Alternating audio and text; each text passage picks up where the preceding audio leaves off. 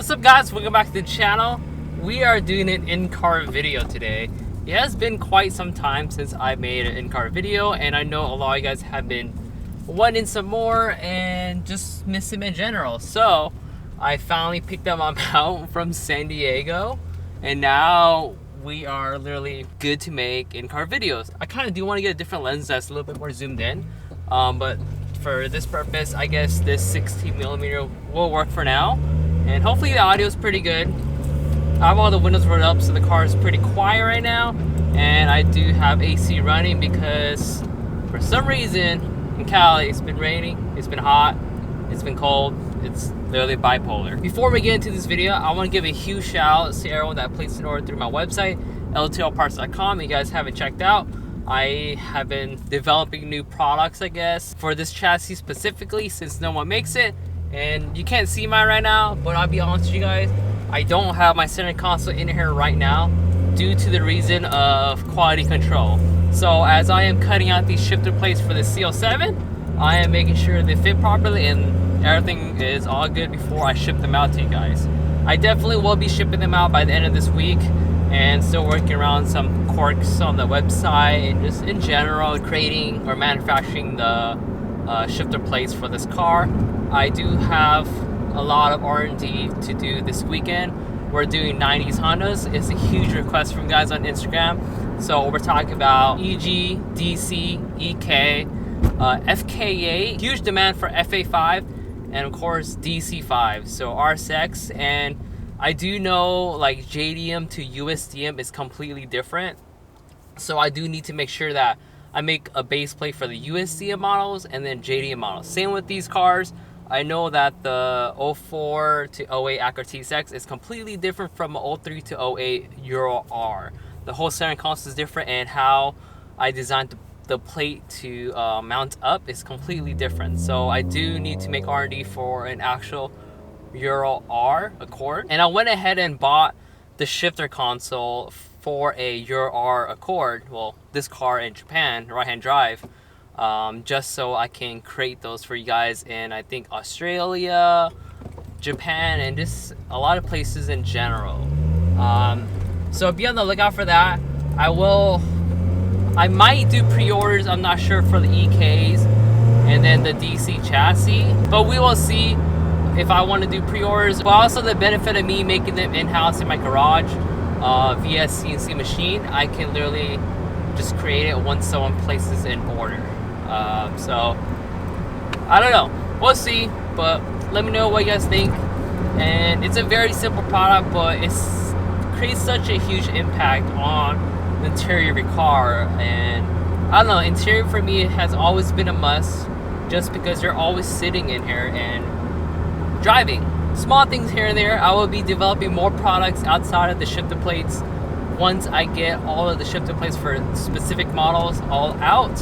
And then, I don't know, we'll be messing around with CAD and seeing what I can create. LTLParts.com. Check out my Instagram. I do post a lot on Instagram. I think my Instagram actually gets more views than my YouTube now, which, I mean, I wouldn't say surprising, is because I kind of stopped uploading on YouTube for quite a bit of time, and Instagram was just easier to upload because YouTube, I have to film a whole video, edit it, and then literally upload it to YouTube. So it does take a little bit more time versus Instagram Reels. I can literally just make it on my phone and post it up literally right there, find a soundtrack to use and upload it. The next video definitely should be about the hybrid shifter.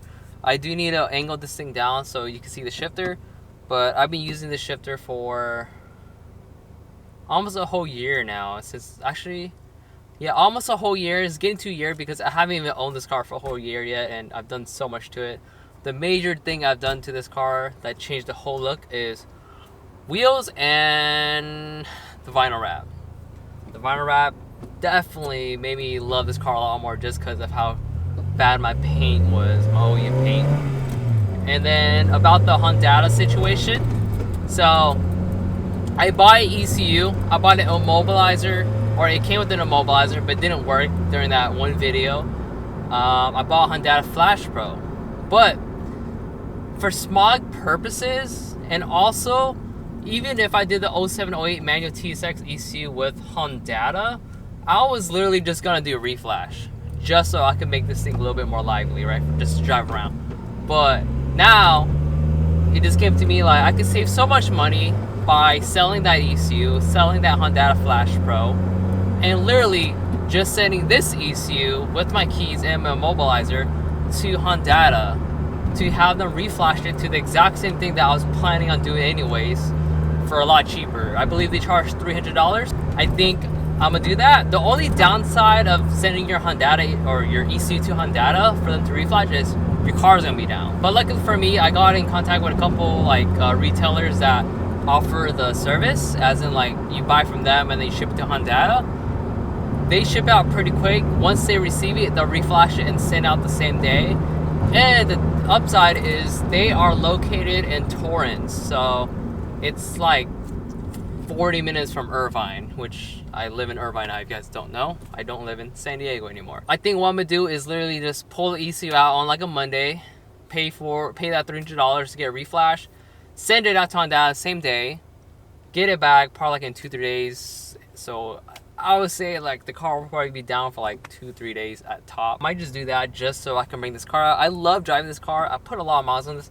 I put 12,000 miles on this ever since I got it, and the only issue I had was my starter went out. That's literally it. And then just an AC fuse blowing up, but replace the fuse and the AC works again. It's been such a good car. I love this car. I drive this way more than a hatch, if you guys do know, but I drive this thing so much, drove it through all the rain that we've had, and that's one reason why I upgrade to all season, so I don't be hydroplaning.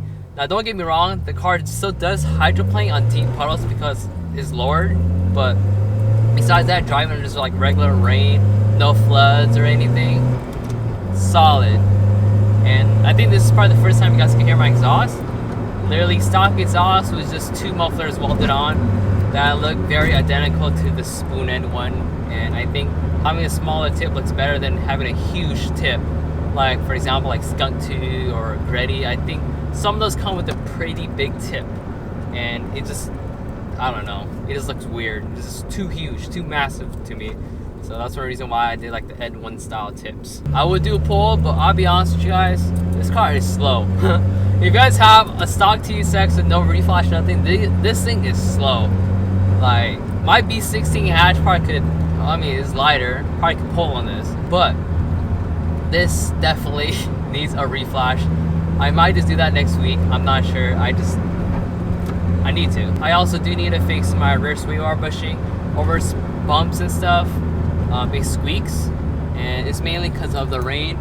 Oh, I can't see my side mirror because of my camera. Let me know what you guys think of this video. I think this is just more like an update video. This is me trying to test out my settings. I do know this camera has really good autofocus tracking on my face, or just in general, so that's one reason why I think the in-car videos definitely should be a lot better. I realize a lot of people have been modifying Kia Stingers, I think that's sort of what they're called or something, but this guy has like a full-on diffuser kit made out of like ABS plastic on his Kia, which is interesting, but to each their own, right? I feel like Kia has definitely been stepping up their game, but oh my god, his things stick out really far too.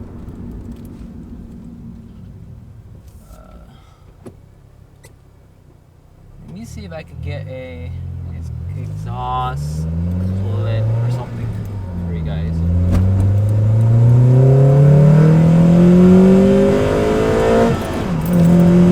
Oh my god. If you guys ever owned a TSX, sometimes when I do pulls in this car, I think like it's a B series or like a K series, like in a swap, where you can bang 3 gears. But most people don't understand that it's really hard to bang gears in this car in rev match, just because of that throttle delay that's built into this ECU, which is, I'm assuming it's for fuel economy for when they developed this car. But still, it's so dumb. Like, but after that reflash, I believe it should fix it. I looked into it, and then just in general, just the reflash will awaken this car. I'll gain like almost 30 to 40 horsepower off of a reflash, and the torque is more substantial, so it holds it at like high RPMs, and you don't really lose that torque. I think Hondata has like a graph or something showing you that, so the reflash will pretty much support my Comtech Icebox, and then if you run a exhaust like a 2.5 or 3-inch, it support that. I'm not too sure about an intake manifold. I feel like if you do intake manifold, you might need to get a tune, especially if you do the RCC, I think, or RRC. I forgot the better one versus the RBC. I don't know, but I'm about to pull up to my house.